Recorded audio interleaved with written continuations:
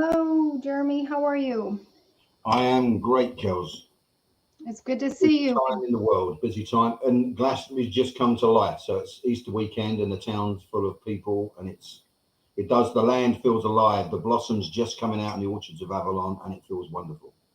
Good. You and I both have been running a pretty fast track, so we don't get an opportunity to see each other that often. And hence, this is the first live or excuse me, talking with wizards that we've done in quite a number of Yeah. months. So I think the world is spinning very, very quickly for everybody.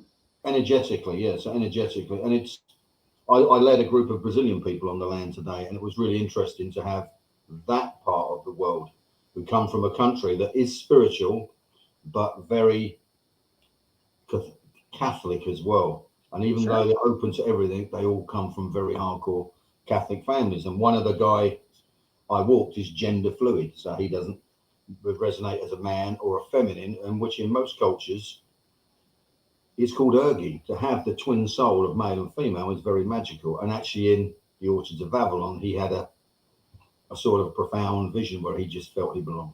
And I said, that's Glastonbury. Whoever you want to be, whoever you are welcome here.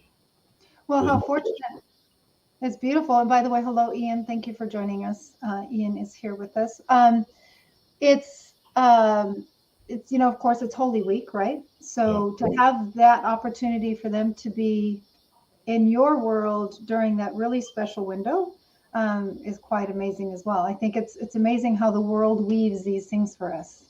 Yeah, and it's also the two extremes of what this Holy Week means to Christians and Right. what this Holy Week means to pagans and heathens who are celebrating the star, the birth of the summer and the return of the spring with the rabbits and the eggs, which all our pagan festivals come around with the Easter bunny and the Easter eggs. We sort of mix them all together, where one's about death and resurrection and the other one's about the birth of the springtime. Right. Absolutely. And Beltane is right around the corner, which is a whole. Well, Looking forward to that. yeah, we'll try to do another talking with wizards around that time. But one of the things that we wanted to kind of bring to everybody's awareness is that we're starting a new series called Guardians of the Sacred Isle, which is really, I know you're super excited about because this is, as am I, but you're able to really practice your medicine and be on the land, which is something that you're really impassioned by. So let's talk a little bit about that.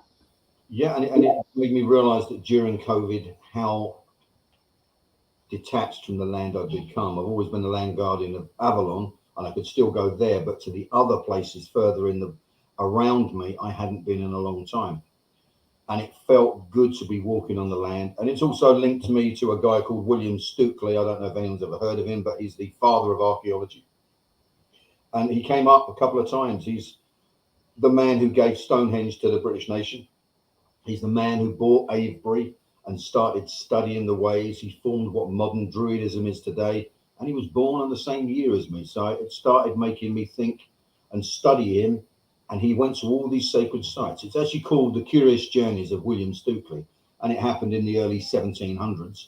And he's got all these different places he went to and he studied meticulously, getting every detail down, and then he would sit and have his imagination, where he Mm. would imagine who the people were who built these places. Is that any different from me as a shaman tuning into what the ancestors want? And that's what these walks, these episodes are about. I go to the sacred sites, I tell you a bit about it, I tell you a bit of the history, and then I allow myself through ceremony using the runes to communicate with whatever deities show themselves, the land wights, the spirits, or the gods of that place. And I ask them what we're supposed to see. And I cast those runes, and those runes are the ones that I'm going to share in. It's a live video. The filming is pre-recorded, but the talking over is live with me and Kelly, and the vision will be done live there. I haven't gone on this vision. Some of the places I've done my own vision afterwards just for me to connect to the medicine, but what they told us will be done live in the class. And at some places where the spirits don't want us to do the vision there, they want us to cast the runes somewhere else. And we have to respect that because we're tuning into the authentic energy and ourselves. trying to honor that land and what they want to say. So I'm just going to share just a little bit of our first walk, which will be for Stonehenge. That'll be the first session for our first quest, if you will. So I'm just going to bring that into the stream. I'm going to have this. This is just, there's not going to be any sound to it, but this will just kind of give you a feel for it. And those of you that have been with us for a while, who have done the initiation, are familiar with when we do our walk around Glastonbury. Where Jeremy talks over the video and gives the history. So it'll be very kind of similar to that in a way, but I'm just going to show a little bit of this here. And this, you know, Jeremy, if you want to maybe share a little bit as we go through some of these screens. Yeah. So are they going to round it? Well, can you go back to the first screen, Kels? Yep, I sure can. So the first map. It's starting here. So this is the circus from above. And when it, so can we freeze it there? Sure can. There we go. Right. So this is a map of Stonehenge, which is nearly 2 miles across. The little orange things, they're the most recent. The yellow is the oldest. And this is where I start, is where it says you are here.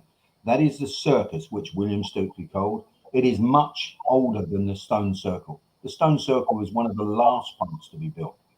And there are burial mounds right across this site. So where I take you, I'm not going to take you to the stones where there's loads of tourists and loads of people. I'm going to work, in fact, actually on the very same burial mound that William Stokely first cross-sectioned. And I didn't know that until after. And I sat on there and we stare at Stonehenge in the distance from the point of view of the ancestors who were buried there 2,000 years before. And we ask what this is about and what they want to show us. Yeah. And I'm trusted by spirit where it wants to take me. Right. So this. Sorry, girls. No.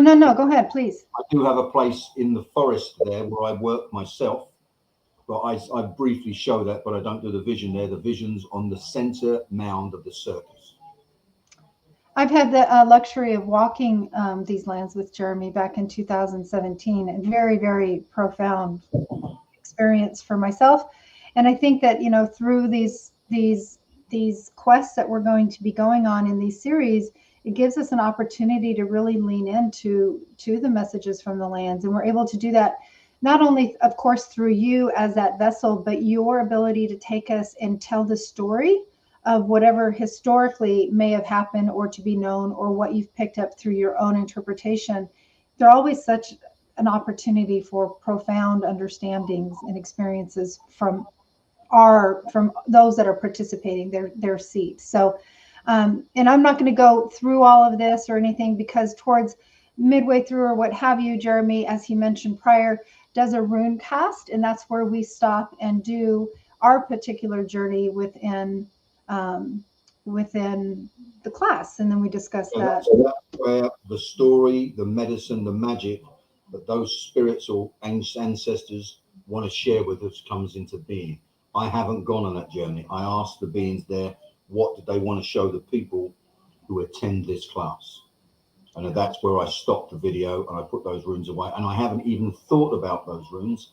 The only one I did was at the place where I could tell by the runes that spirit didn't want me to work there. And when I played the video back, the whole ceremony had been deleted and it was one continuous tape. So I knew that those runes, and when I went back and remembered what they were telling me that this isn't the place for you to do the vision. And I asked spirit, what was I to do? And they said, this vision has to be done live in the class. Yeah. So on that one, we'll cast the runes at that time. Yeah, absolutely. So we're going to have many of these quests. Right now, we have slated for 3 separate series of 7. And you'll see them on the website. If you just go to I'll put it here at the bottom of the thread. If you just go to the northerngateway.org under classes and events, you will see the link to Guardians of the Sacred Isle. And we will visit 6 sites in each of the sessions, with the final session being communication with the Nornian energy. At a beautiful location that Jeremy has connected not too far from where you are currently, but it's the Cave of Norns. And it's my special place where I not only connect with the Norns, but also the origins of the Lady of the Lake is Heflan, or or Sabrina. And the more we go back in paths, Hethran is not only the Welsh and Celtic name for the lady of the estuary, but she's also one of the sacred waves of the 7 waves of the North, the same name coming up again. So it's all linked, just like the Arthurian story of Avalon. It's a compilation of all the different twists and tales. I apologize, that's my granddaughter I in the love back. it. No, I love it. I love it. And she's making herself known to the world. As she should be, strong voice for a young one. That's a beautiful thing. So, and I know, it is a family weekend. We appreciate those that have been able to tap in, and I know there's only a few of you online with us now. Since we have family in our spaces, we're going to actually keep this particular talking with wizards relatively short.